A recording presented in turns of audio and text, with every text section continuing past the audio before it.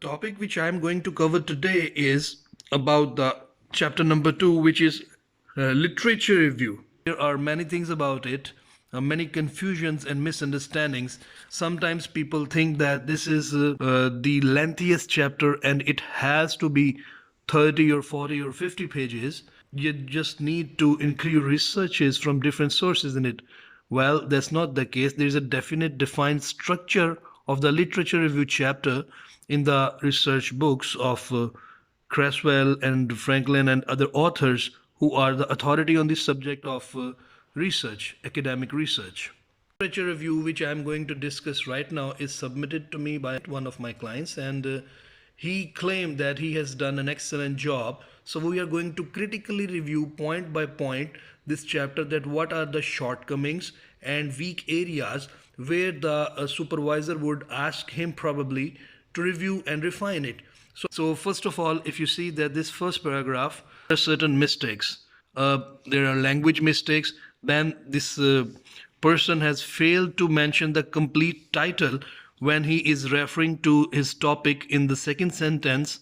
The APA format of referencing is not followed, and he has cited a source, but that's not exactly as per the APA requirement.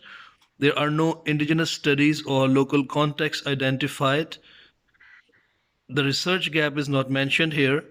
Rephrasing is required at certain points. He is talking about different age groups, which are two different populations of school going and university students. There is no conceptual framework. He is using the language which is not very easily understandable.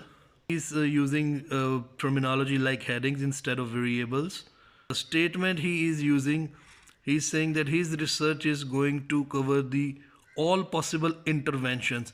Well, you cannot be very general or very predictive in writing your literature review. You have to be specific.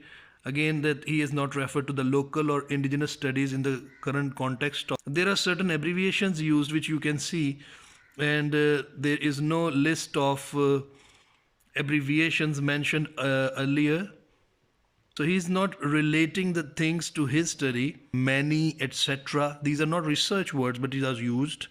The sentence and grammar structure is weak and requires rephrasing. So then he has mentioned certain things, but there is no source that where he got that information from, which is very important. Not provided the timestamp of any website which he has searched, which as per AP requirement you need to mention the link of the website and a time when you have accessed that website.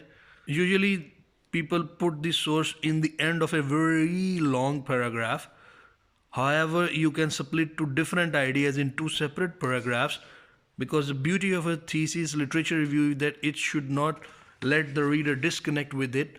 Formatting is not followed. The 5-step heading format is not followed.